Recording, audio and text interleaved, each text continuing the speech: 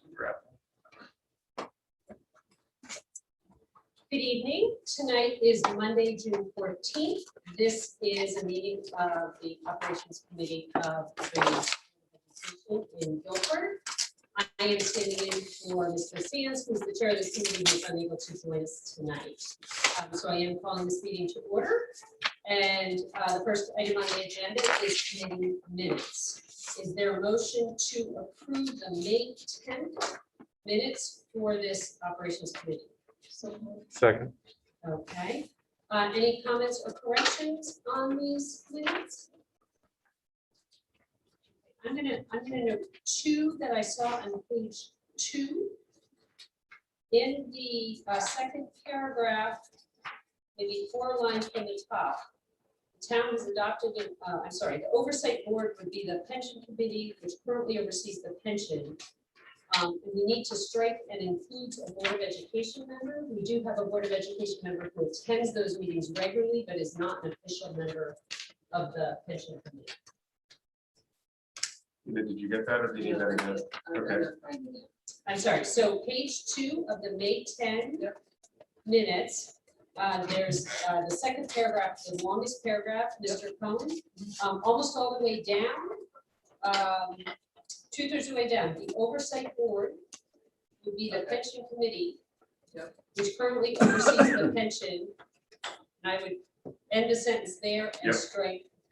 Right. It does includes a Board of not Education include a Board of Education Yeah, member. we That's it. regularly tend, Yep, but we're that's not correct. on the committee. Yep. And you had a second one? And the second one, farther down the page, second last paragraph, starting with Dr. Balistraci. I simply would in the second sentence, I'm sorry, in the first sentence, in attendance, Attorney Cohen, First Selectman Hoey, comma, Finance Director Mary Jane Malavasi, and others, simply because there were many other folks there. Sure. All right, any other? All right, all in favor? All right, terrific. We're so used to No, just we're raising our just not- hands and I not was gonna saying say, anything. We don't have to do the roll call by process anymore. I am going to pause just for those watching on camera. You will notice those of us speaking will not be wearing a mask, but have a mask with us, and we'll be putting it on as soon as we're done speaking. This is so that folks in the audience here and at home can hear us and understand us, but we are respecting the mask requirement here within Guilford Public Schools till the end of the school year. Okay, a review of the standing building committee minutes. Did anybody have any comments they wanted to make on those? All right, hearing none. The next item is a little out of order from usual, but it we have some visitors who may be interested in this topic. An update on facilities projects. I'm going to invite Mr. Gurdon up to give us an update. Excuse me.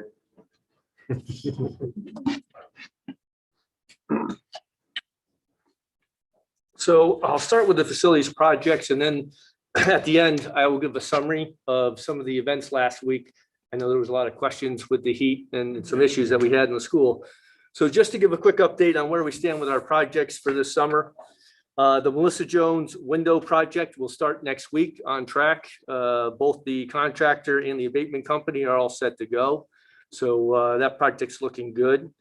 The Melissa Jones elevator project is scheduled to happen, but will not happen until about October. It is based upon the delivery date of the elevator itself. So when we get the actual delivery date of the elevator, approximately 2 weeks prior to that, we'll start construction and demo of the existing elevator so that we can roll straight into the installation of the new cab and new elevator upon its arrival. So the reason for this is to minimize the downtime of the elevator, because if we take it apart now, obviously it's going to be down potentially through September, October, and then into November. So, we talked to both Dr. Freeman and the principal, so everybody's on board with this project.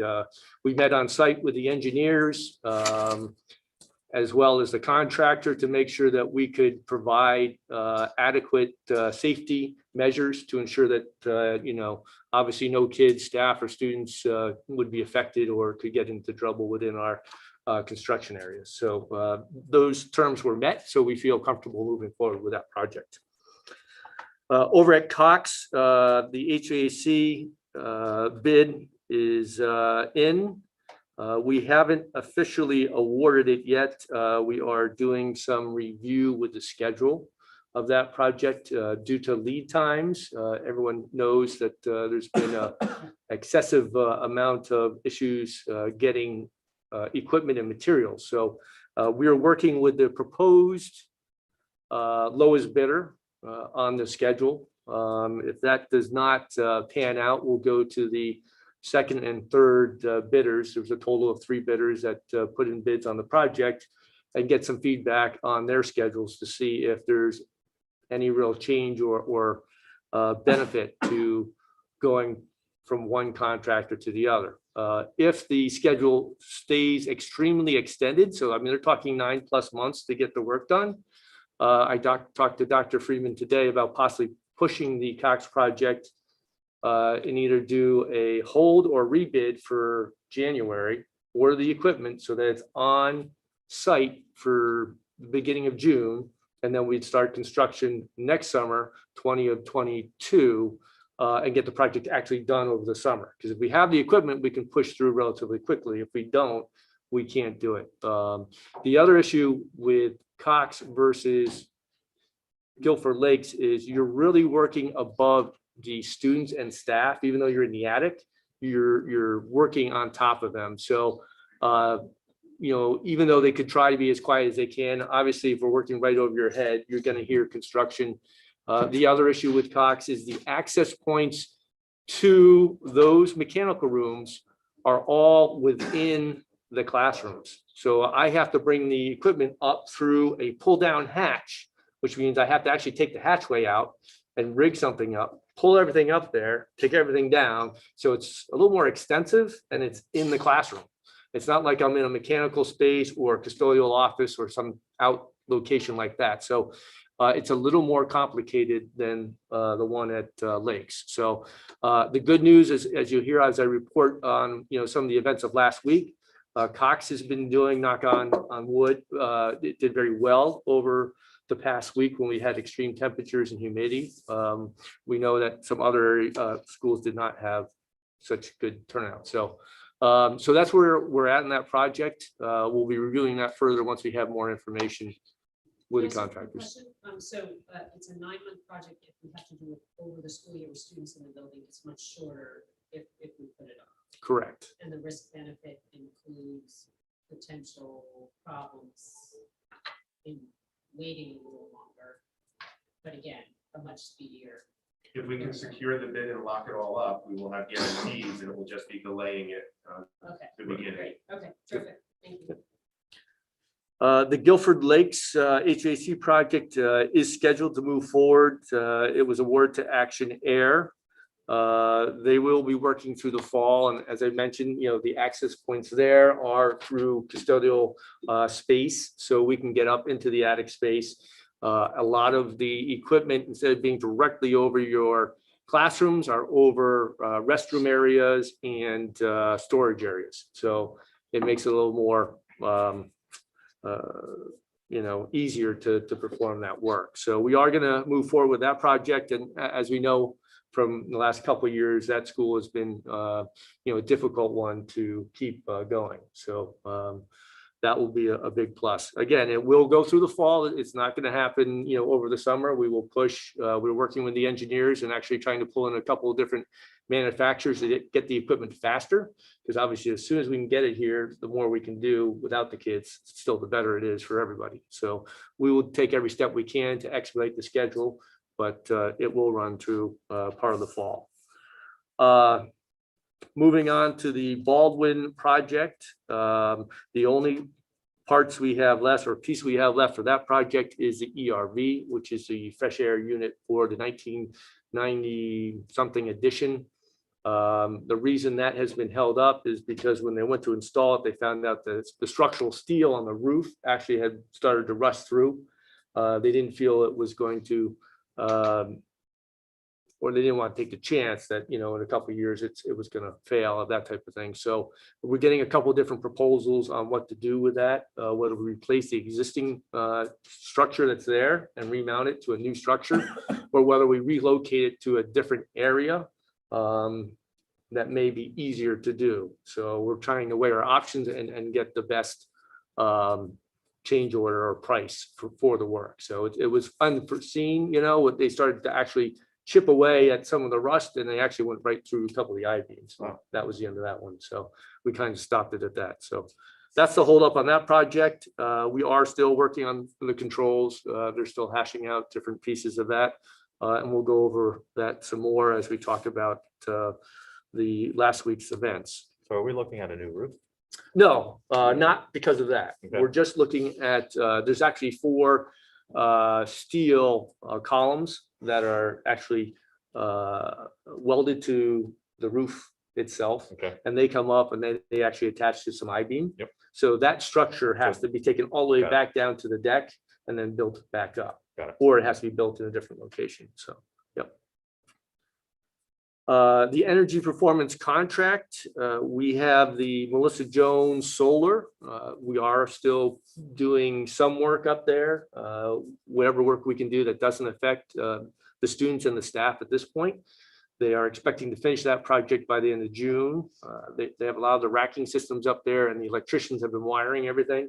But as far as the installation of the panels, that will happen probably next week and the following week, because obviously the students won't be there, so we don't have any concerns about anybody being around the perimeter of the building. Right now, they're using the outside, or they have been using the outside of the building for, recess and mask breaks and lunch and stuff like that. So it became a little too dangerous to have people working on the roof with obviously students right below us. So we had to kind of pull up on that project and slow it down for safety reasons. The other piece of the energy performance contract, talking about the Baldwin roof that we'll touch on, is we do have a large amount of solar that was not used at the Department of Public Works. I think we've mentioned that before. We are presently looking into the option of installing it again onto Baldwin and create a project that would do a roof replacement, so a complete roof replacement. So we'd tear off the existing roof and then replace that with a new, probably 2-ply heavy-duty roof, we'll call it, and then put on top of that the new solar. Now, the existing roof is about 15, 16 years old, so we're just on that cusp with the state where they'll start to give us reimbursement. We won't get full reimbursement if we do a project, but we'll get some reimbursement. So that's a pro to doing it now. We will get reimbursement from the state for the PV too. So we'll get 30% back on putting that PV up there. So there's a huge benefit to tying it into a roofing project. And then the last piece, and the reason why we're trying to do it now, is we have all those Z-Recs locked up from the project. And if we release those, we're not getting them back. And if we do get them back, we're not going to get them at the rate that we have them right now. So we really don't want to. Oh, so it's a program by the state and the Energy Commission where they give you credits essentially, and they're actually financial credits, so that for every, and I can't remember what the abbreviation stands for off the top of my head, unfortunately, but for each rec that they give you a certain amount of money. So as it adds up right now, they'll give us about $15,000, $14,000 per year for 15 years. So that's a large amount of money that we don't want to just give up when we have almost everything we need to do this project. We're balancing the loss of the Right. Z-Rex Yeah. versus waiting for the roof to hit 20 years old. Right, And it right. looks like we're in a sweet spot to move the project forward and get the Z-Rex and the partial reimbursement and do it now rather than waiting for 20 years when we get full reimbursement. And what kind of addition later on down the road would we be looking at for solar? Like, I understand we're getting leftover product that Public Works doesn't need. Had we been doing this project from the start, though, I'd assume we'd be using more solar arrays. Actually, it is going to almost completely cover Baldwin. Right. So there would be very little addition that we would do. We That answers probably the question. wouldn't be enough to even do an addition to it. Right. Yeah. So it's again, it's almost like the perfect Yeah.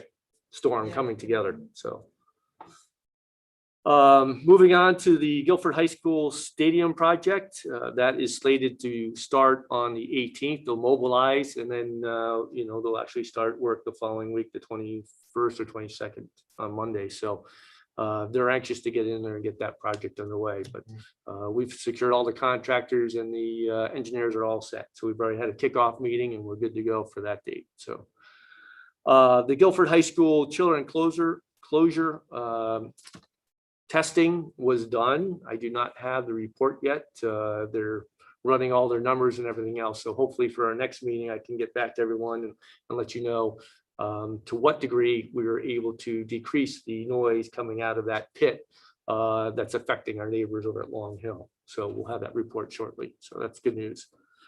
And then lastly, we do have the Cox and Guilford Lakes boiler and cooling tower project, which is out to bid. That will be, the bids are due on Wednesday, the 16th, I believe is Wednesday. So they are due on that date. And we are expecting hopefully to move quickly with that project. That project will also work and extend into the school year. So at Cox, as we look at that project, very easy project to do the boilers because there's an exterior door and they can simply move in and out through that door and do the two boilers as needed without affecting the school at all. So that's great news there. Guilford Lakes is a little more tricky. They'll have to do some second shift work because the boilers there are located actually down a flight of stairs, dead smack in the center of the school. So all work there will pretty much, as far as the rigging and moving of equipment will happen either after hours or before hours. And then they'll be able to obviously work during the day as long as the noise down there doesn't affect anybody. And the, right above them, I believe, is media center and a couple bathrooms. So it shouldn't affect too many people. So hopefully that works out well. And another reason we're kind of delaying that and blending it into the fall is because we are doing the cooling tower over at Lakes. And obviously we need that cooling tower probably through September to the beginning of October. So we'll have that available to us and then take that offline and put the boilers online. So that covers all the projects, large projects, we'll say. There's always more, but we don't have all night to go through the smaller ones. But those are your multi-million-dollar ones. So I'm gonna ask you, does anybody have questions about? Just about last week, which I think we're gonna do. Yeah, go ahead. But the beginning, we started off with will be going out in October, right? 2021. It will be pouring construction in October. Non-functioning in October. Correct. It'll be offline. So we've evaluated the operation of the school. And I've worked with the principal and we've spoken with Dr.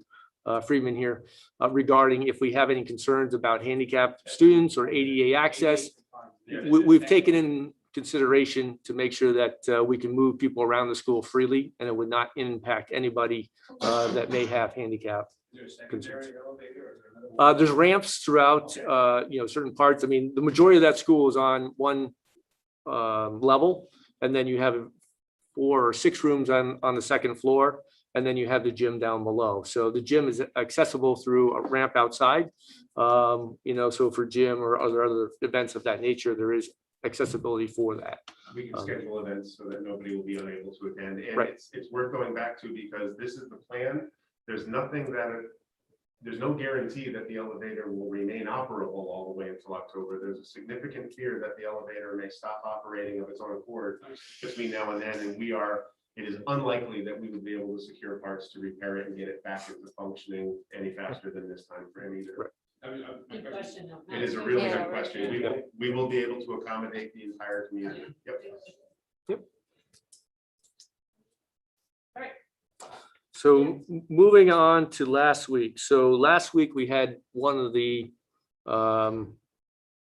warmest, humidest days that we probably will have all summer. And the downfall to that was it's very early in the season, obviously, as you well know. So we have a lot of new equipment and old equipment. So we had a bunch of issues that happened on both ends. So starting up at Jones, we have a new air handler 1, which brings in all our fresh air. That air handler is attached to a brand new condenser. That condenser, for some reason, was tripping offline. So we had the contractor come out, then we had Johnson Controls come out, and then they ended up bringing in Train, the manufacturer, who then determined that there was an electrical issue with something within the unit, and they had to make repairs or correct that electrical issue because it kept blowing fuses. So that was eventually fixed. It's working now. Everything appears to be, functioning fully, so that we now have conditioned fresh air. So we still had fresh air last week there. The issue was we're getting fresh, warm, hot, humid air versus what we'll get now, which is the nice, cool, reduced humidity. So, and just so you know, in prior years, so before the new system, the old system only brought in hot air and humid air. It wasn't like the new system that we put in. So the new system is an upgrader. Correct. Nice days, it brought in nice air, but on hot days, Right. It was a- Yes. Yeah, so it's really an upgrade to the school, to have this capability. So it really will make the condition within that school throughout the summer and fall and spring much more enjoyable and comfortable. We won't have hopefully any high humidity within that. So we did have a couple rooms that had an issue. We have only one room remaining, and that's really the nurses. I'll call it her temporary office, which is actually the art room. So we have a heat pump there. That heat pump is relatively new, meaning about 5 years old. So it was part of the security upgrade addition that we did in that building. So I believe it may have lost the compressor. So they're still trying to troubleshoot what caused the problem. So that office is a little bit on the warm side right now, but we are still working on it. So there's a high probability we'll have to order a new compressor and get that fixed. But the rest of the building is all functioning. The temperatures are down well within range. So that school is now functioning, and we'll knock on wood, we make it through the summer without any concerns. Questions about Jones? I'll just go one building at a time. If there isn't, we'll move on. Cox was good. All rooms were holding their set point. The only issue that we had there is the AC unit in the gym. That failed about a month ago. You're talking, I think it was upwards of $5,000 to $8,000 to replace that unit. It didn't make sense to do it, potentially 4 weeks before school got out and spend all that money when we already had it built into the project. So if we do move forward, we'll may look at temporary cooling for that space for the fall if we need it. And we can we have large spot coolers that we can bring in there, or we can rent equipment. So we'll see what we need. And that would still probably be much cheaper than, spending the money on a new unit and then tearing it out or changing it out. So the compressor and condenser really has to match the air handler. So we don't want to do one without the other. That makes sense. So, but overall, all the classrooms and everything were in a good condition and state last week. So that was good over there. Calvin Lee, we had a couple issues over there. On the chiller, we had two issues. First, the chiller is made up of two sections, section 1, section 2. Section 1 has lost its control board. It blew that. We're not sure if one of the lightning strikes or, one of those days. But we did lose that computer board, and that has been ordered, but it takes a long time to get those. The other compressor was kicking on and off. We found out that there was a programming issue, and not so much an issue. The compressor itself is used to having 2 stages. And when it loses one and it doesn't recognize that it lost one, it thinks that the other hand's doing something that it's not and turns itself off. And it took us a little while to adjust both the pumps, because the pumps do the same thing. They go through a lead lag scenario, as well as the condensers for the cooling. So we had to kind of do some reprogramming to get that back online, and some troubleshooting, but we did have air dynamics. We had our tech out there. And then we also talked to the manufacturer as well to try to work through it. So some of the stuff, it's not as easy as just going out and seeing a broken piece. There's a lot of electronics now. It's kind of like your car, you know, back in the day, it was pretty easy. You just replace a spark plug or something basic. Now you have to plug in, you have to download the programs and stuff. And that's what we find most is a lot of the electronic stuff is so temperamental that if we take any type of power surge or a brownout, it will throw all the equipment into a tizzy. And then we have to go back and try to get it all straightened out. So we are up and running. The one half of the chiller is running fine without any issues at this point in time. We've ordered the other board. As soon as that comes in, we'll have that installed. We also had an issue with air handler 5. That was repaired a couple of times. We replaced a belt on it. We had a fire alarm that keeps triggering. So I think we have a bad head on the fire alarm because it triggered again today. So I have to get the fire alarm company out there to replace the head. And it's kind of strange because it's not, thank goodness, it's not activating the actual alarm system. It's just tripping the unit off. So there's some sort of communication fault there. So we're gonna have to work with ITS to get that figured out. So But that's at Leap as well. that's at Calvin Lee, correct? Yep. So we hope to have that resolved shortly. We keep resetting it and then it'll trip off and reset it. But at least we cool the building for a little while and then it trips off. So we are working through that problem at this point. Moving on to Lakes. Lakes had at the worst about 6 rooms that went down, and several of them just had to get recharged. Some of them had to be reset. We did have one room lose a compressor and another room lose a fan. So again, fans and compressors, we were stocking them through most of the year, but come April, May, we kind of stopped stocking those things. So if we used them up, we figured, you know, we were hoping we're going to make it through the end of the year. Well, we came up a little short by a couple of weeks. So, and again, those compressors can be $1,000, $2,000. Those rooms have been kind of riding through the weather. They keep their door open, get the cooling from the hallways, and we've been trying to feed those rooms. And there's only 2 of them, so we're in pretty good shape at this point. So that's it for Lakes. Adams, we had no reported issues last week, and the high school had no reported issues, although we did find that there was 3 return fans that had all tripped offline. Again, the VFDs, which are variable frequency drives that control the motors, 3 of them lost their programming.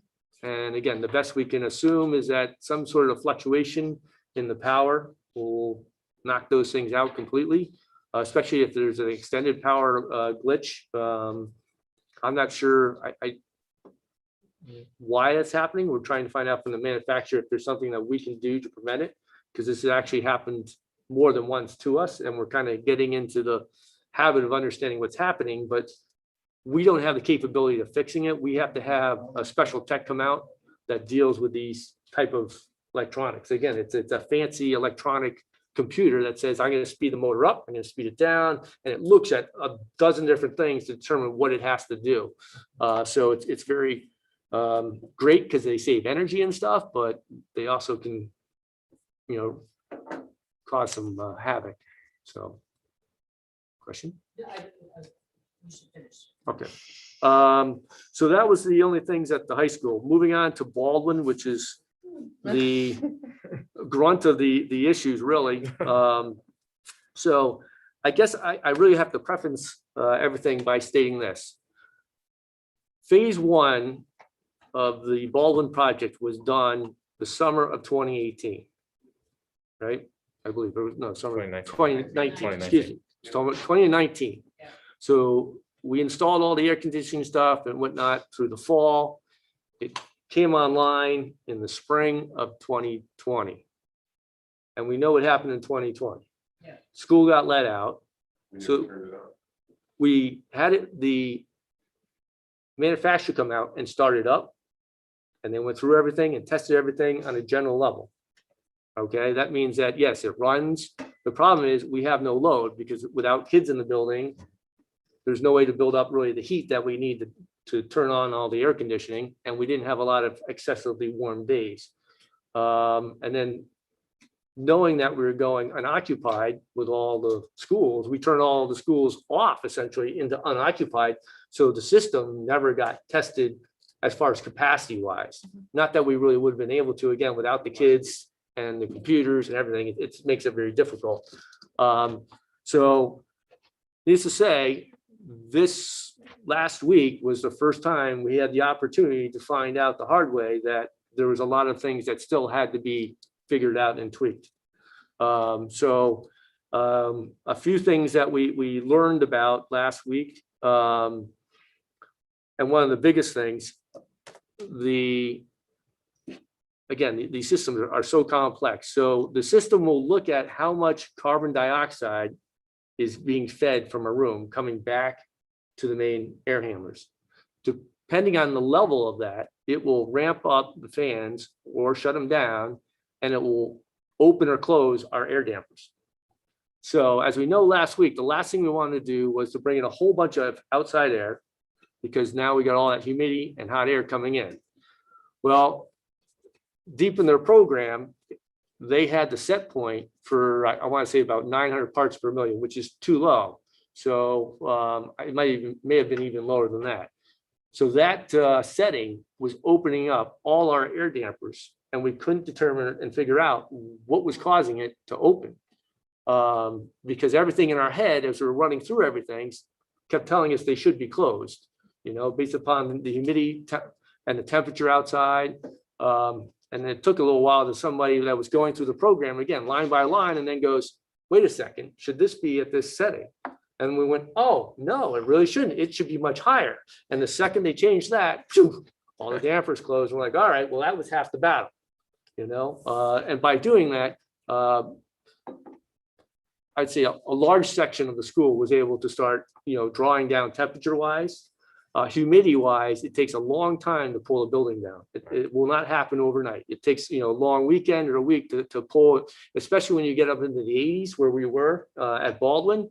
To get it back down to 60 is a very slow process. And that's what we were fighting last week because we had 3 or 4 days and it took us a couple of days to realize what happened. And that whole building, we'll say, was saturated with high humidity. So we found that, we made that change, the dampers changed, we were able to control everything much better. We also know that there's a decrease in airflow, again, to all the spaces. So we're going through with the engineers to determine how much air has to go to each room, and then make sure it's been balanced, because there's some concerns that they may have balanced to the wrong number. So the VFD, the variable air piece of equipment that controls how much air goes into a room, right? It has a couple settings. It has, I'm trying to think of the best type of way to explain it, but there's a maximum allowable or amount that unit can push for air, CFM, and we'll say it's 1,000, right? So when we look at a room, a typical Baldwin classroom, right, probably needs about 600 of that CFM. So we don't need 1,000.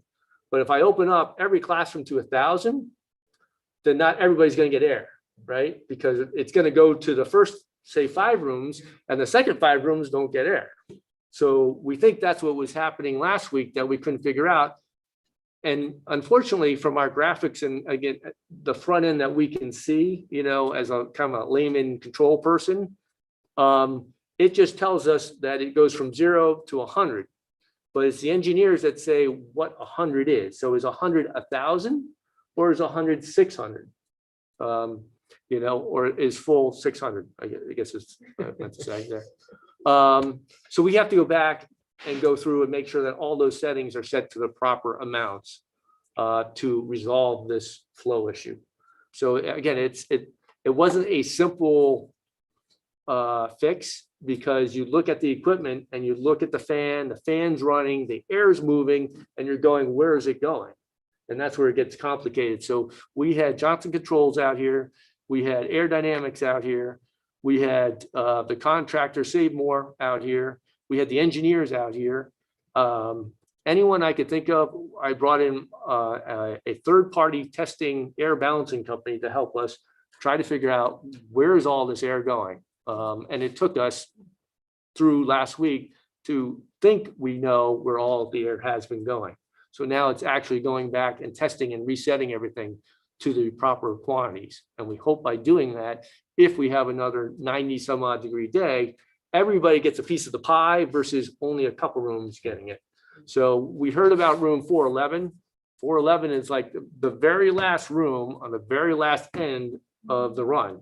So they were getting next to nothing. So they're getting like 100 CFM of air and they need 600. So we couldn't cool the room. They're hot, they're stuffy. They say, well, we don't feel any air moving.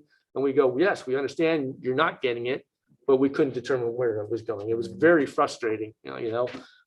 It was one of probably the most challenging weeks that I've had, you know, and I've been here for 15 years or so. And I'm like, I'd much prefer just blowing a fan and being able to go find the fan than some of the stuff that we had to deal with last week. So, so needless to say, Baldwin's is in a much better state now. We have a much better understanding of, you know, the system, how it works. It did give us our first opportunity to hash a lot of these set points out.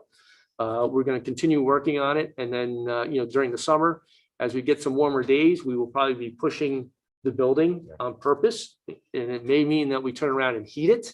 And then I try to cool it to try to push and test, you know, some of the stuff and some of the changes that we're doing so that, you know, hopefully we won't get in the same situation we got into last week. So that was the simple explanation of what I could try to give you. It was just simple. So, Busy week. oh, it was, yes. One quick, excellent job explaining all of that. Yeah. I really, I feel like I kind of get what happened. And did we not want the kids to be hot because they're wearing masks? Is that, I mean, like, I feel like when we were all in school, we just would have sweated it out. Like, what's, There we go. The mask- why? I'm assuming it's because they have to wear masks now. On Monday, the masks were, right, the masks exacerbated it. So on Monday, Monday was the worst day. Monday, we had the most incidences occurring in the greatest number of classrooms with one of the hottest and most humid days. And we had students sitting in classroom wearing masks. So there were between 50 and 100 school districts that dismissed early on Monday. Yep. By Tuesday, we were beginning to reduce the numbers where that was occurring, and we thought that we were comfortable going back to our regularly planned, fully scheduled days on Tuesdays and Thursdays. Wednesday was our pre-scheduled early release day. And then by Thursday, the temps started coming down. So yes, it was just sort of a perfect storm on Monday. And knowing that the students were in those hot humid conditions, unable to take the masks off, that led to the call for the early dismissal. There were districts around the state that dismissed early all week because of the masks, and schools that had never had air conditioning, but because students were sitting in there wearing masks, decided to shorten the school days. It just, you know, the feedback that we were getting, because obviously we were watching the temperatures, and a lot of temperatures in Baldwin weren't like excessively hot. You know, you'd be sitting in a classroom that's 74, 75, 76 degrees. But when you're 80-something% in there and wearing a mask, it was not a great situation. So, yep. So Cliff, as you described this, and I understood most of it, to your credit, this is not my area. But I mean, it sounds like obviously Baldwin had particular problems, but it sounds like across the schools there were a number of smaller issues unrelated to each other in some ways. I mean, so. In a bizarre confluence that we were having issues with newly installed systems. Well, that's right. That were not coming up and running the first time we used them, and old systems that we knew we were supposed to replace last year that just weren't up to the conditions that we experienced last week. Yep. But some not hardware related, more programmatical. A lot, yes, a lot of it is, yes. Yep. So, So it helps to get that summary and also just understand, I mean, we make decisions every budget year, right? Right. About where we put money,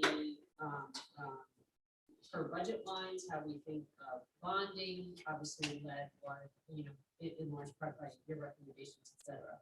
Are there any lessons that we need to learn in terms of those things? Or is this truly, as you just described, just a confluence of a lot of unrelated issues that all just got triggered by extraordinary heat and humidity early in the season. Yeah, again, a lot of this stuff, normally things will break here and there. It was just a big spike too fast. And again, when you warm up,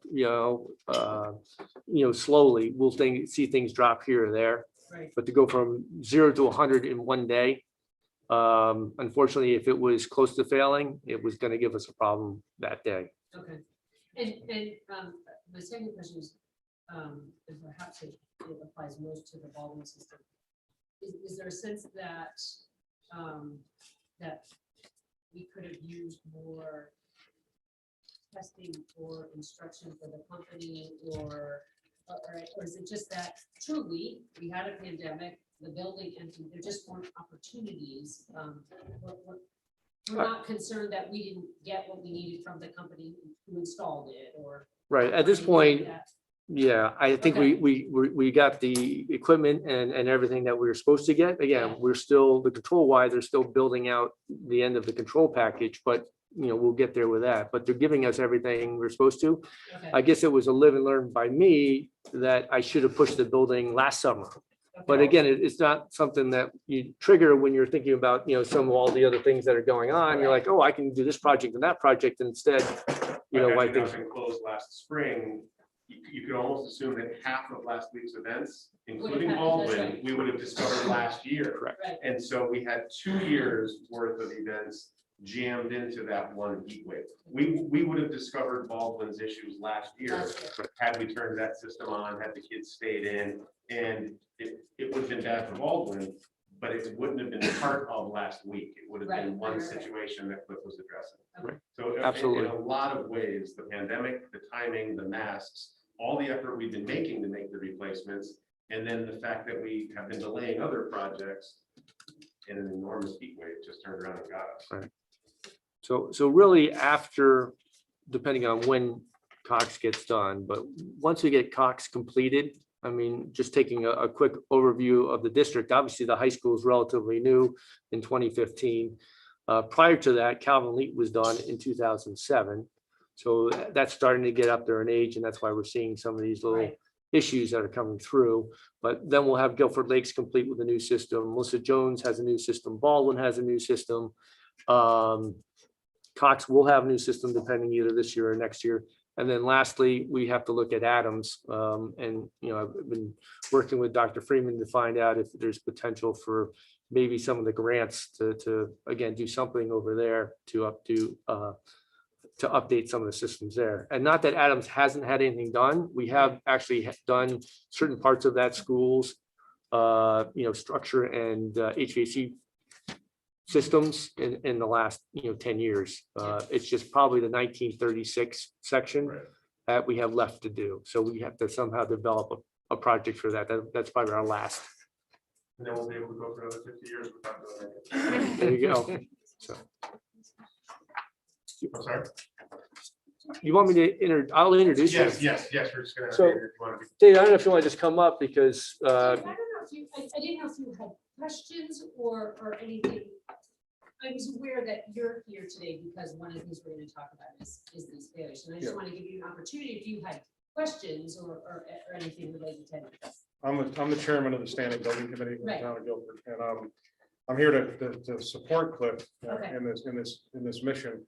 I think what I can offer to you folks is that the first mission is to solve the problems. The second is, I know we'll take it to the committee to do a post-issue evaluation to see if there's a process or procedure that we can put into place. Maybe even as far as suggesting to the engineers that design projects in the town, that we have a process or procedure to try and simulate the load that these systems may be under during startup. It's very, I run a commercial industrial construction company, so we run into this all the time. It's very difficult to simulate that load. Yeah. When you are starting up a system, especially if you don't start it up in the sense of, in the case of cooling, you don't start it up in the summer. You may install a system over the winter months where there isn't a load.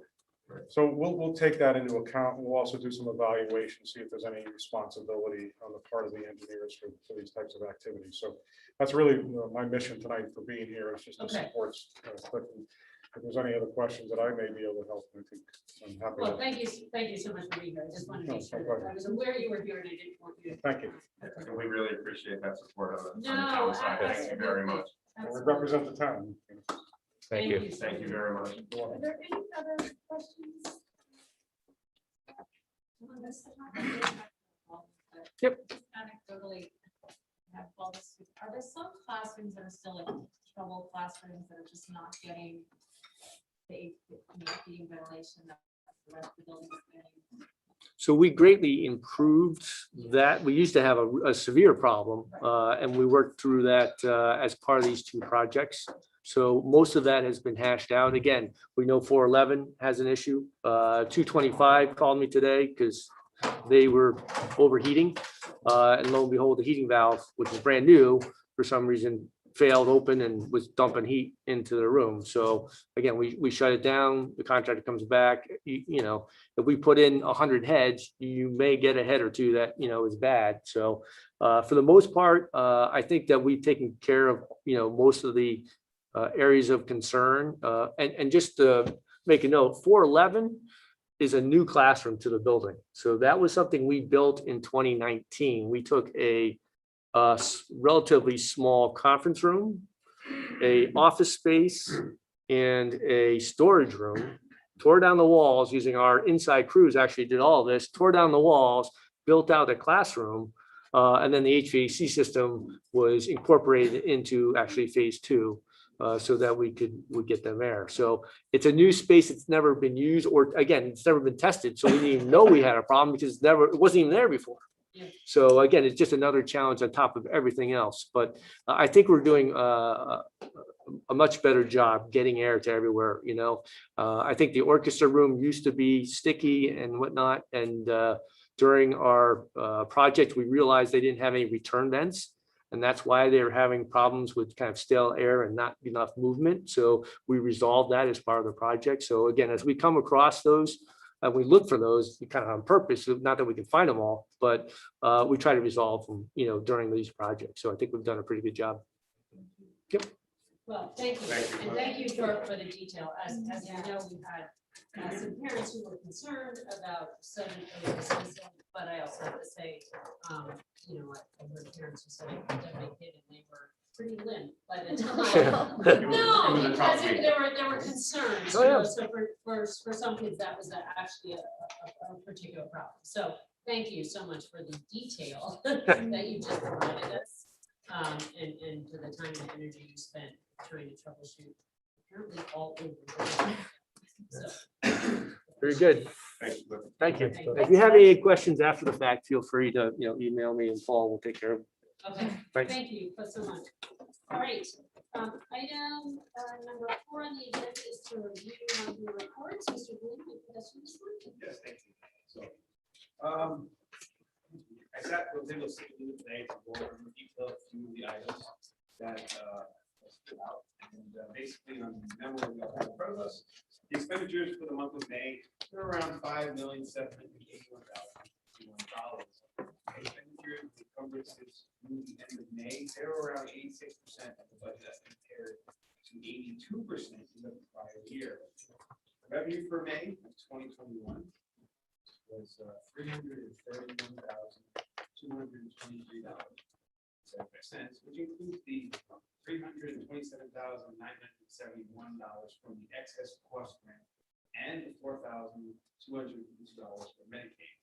Now that's going to be higher. It was higher than expected, about 80% higher than expected, due to the final payment received from the excess cost grant that we received. Benefits. Percent of the budget expended is higher than prior year. The medical line is higher than the prior year due to June payment, which is included in the expenses. Purchase services. The budget expended is lower than the prior year.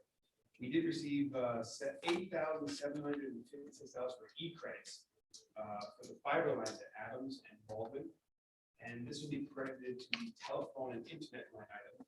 And that's still gonna keep us below or a little bit over budget, sorry, but it'll be over budget, maybe 10,000 to 19,000. current plus. Transportation is a little lower than prior year, and our COVID, our SM2 grant was approved, and a request that this is in for reimbursement of the salary expenses. Now, that was a quick overview. We all have copies of the warrants and the expenditures. If anybody have any questions or see something that might have, they may want to bring to our attention, we will go over a few items today in detail. One that caught my eye was on page 2 of 4, legal services was a bit higher than normal, but that's all due to renegotiations for the CBAs and labor agreements with the opening of schools and the type of opening that we work with our labor parties to ensure a smooth year. So we had to get additional negotiations due to that.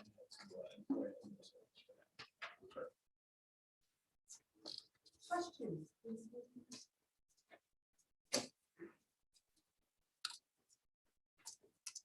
I have one question. The first, exit cost page.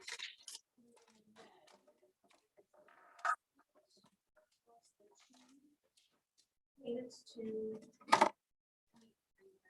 Really? Wow. Yes. Significantly higher than what we had budgeted. Wow. Okay.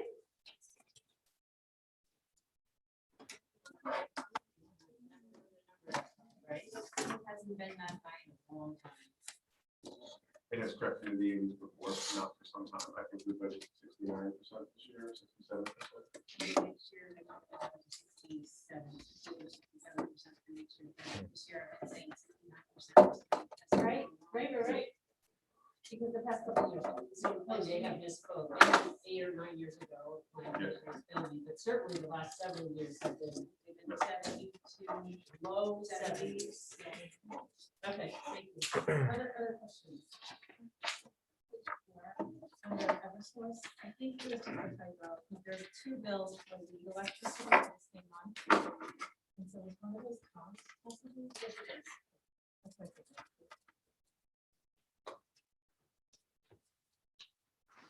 Change it in that. Actually, I think I realized that after the December show. I have a warrant question. Let's see what page, page 9, return of magnet transfer grant. But first quarter, return of magnet transfer grant, a total of 18,114, state of Connecticut. Okay. We talked about that today. It's going to be expensive. I know exactly what you're talking about. Enough said. Okay, but there's a good explanation for this. Okay. So we get the magnet transportation grant to transport students to Educational Center of the Arts. Last year, when we filed the report, not only were we transporting our students, we were transporting students from other districts.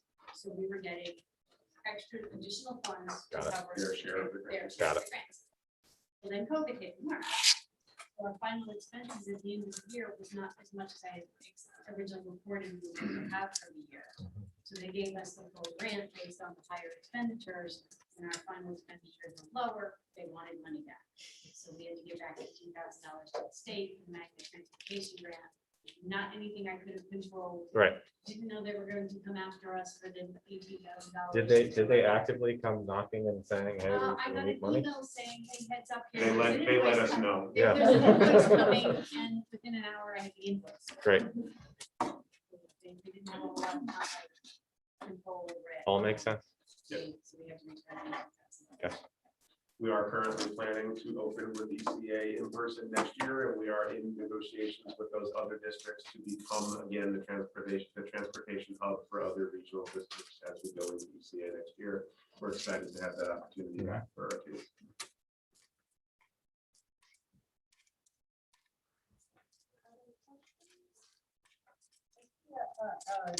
projection sheet. Is that something we want to go through now? Yeah, we're happy to. That's great news. I don't get to do great news. That's very exciting. So between the ESSER grants and coronavirus relief funds that we just received and the additional excess, additional excess cost grant funding, as well as some of the energy incentives that we have received this year. We are currently looking at ending the year right now at $69,810 under budget. We will not at this time need additional appropriations. This is still early. We still have really a month and a half to go through July. Right. But we look through the projections and this is where we are. To be really clear, right, a large portion of that is due to the CARES grant and then the ESSER 2 and ESSER 3 money. Well, ESSER 3 monies will be in the future, but ESSER and ESSER 2 monies that we did in fact receive.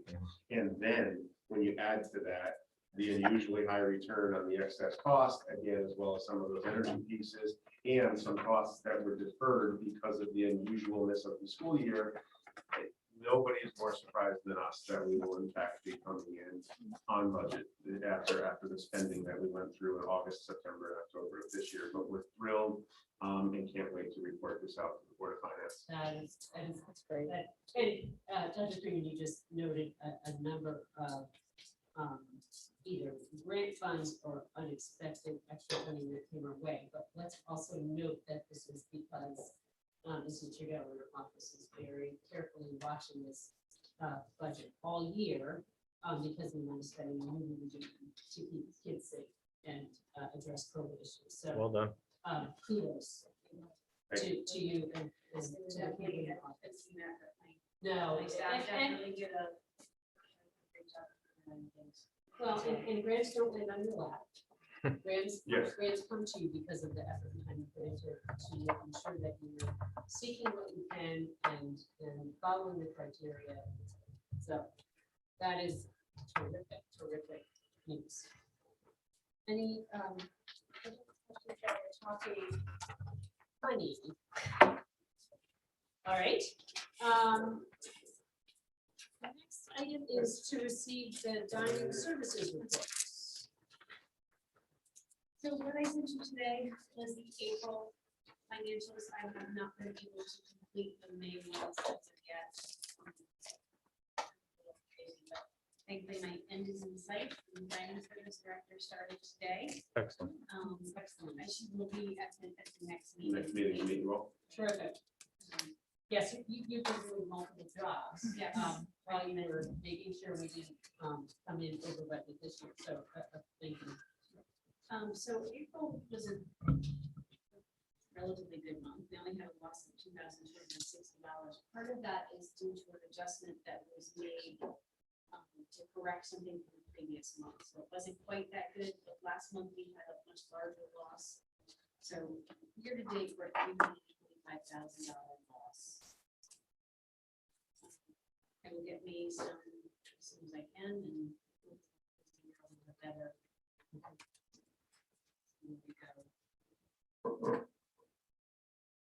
Questions? Where's the state for next year? Are they still offering a free lunch program next year? Yes. Yes. Yeah. Which we will be participating Okay. in, and we'll need to work out the details. We'll need to know exactly what that's going to look like, but we don't see an opportunity to walk away from that. Right. As a benefit to our families, and we may need that support. Still do that, and then be allowed to do the all cart sales and some of the other items. that we're hoping to get ready to hopefully help this Yeah. deficit balance. So now we have the director here, we can start. working out what next year's gonna look like as we can, as we hear more from the state. That's the design idea for now, be able to provide the base meals as free and then Something offer extra. other options. And we will need to make sure that we're able to do that and that we will be able to provide in that way. And again, we thought you guys were a lot to meet on her first day at work, but you'll meet the new director at your next meeting and we'll be moving forward. Excellent. All right, next on the agenda to receive tuition report. So this, the other part of the good news that Right. helped us get to where we were. So last month I did show a higher surplus in this, and the reason for that is because when I got the final excess cost grant, I redid the allocation. So I actually am allocating more of the excess cost grant over to the special ed transportation line than I originally was putting to tuition. But this still is going to give us a surplus of $230,000 in the tuition line with the full excess cost funds that we received reported in here. Okay. It was any other changes or anything to note? changes. Okay, Minor dollar amounts here and there, just as we were finding costs. okay. Other questions, any of these questions for? All right, next is to receive public health reports. We do not have that. We don't have that. I apologize. I meant to email Mary Jane this morning to ask her to send me a revised copy of the last report because I found a mistake in the report. Okay. And so I brought it to her attention. And was to ask her to send me a revised report, and I. So I will send it out as soon as I get it. Okay, But I can tell you that the April claims were a little bit higher okay, than the past. April claims were million two. okay. So it went up a little bit. Yeah. Relatively. I was just gonna say, the good ranges of what we see before, so I'm Good still shape. elevate. Still have a number of employees. Outside where that's at. Okay, So we've got $700,000 claims covered by the stop loss. okay. Right now, our projected fund balance is $6.7 million. But I will send, I will have to get the report from her hopefully tomorrow and send it out to her as soon as I can. Wonderful.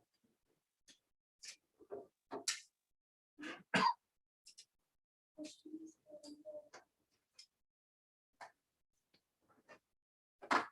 Perfect.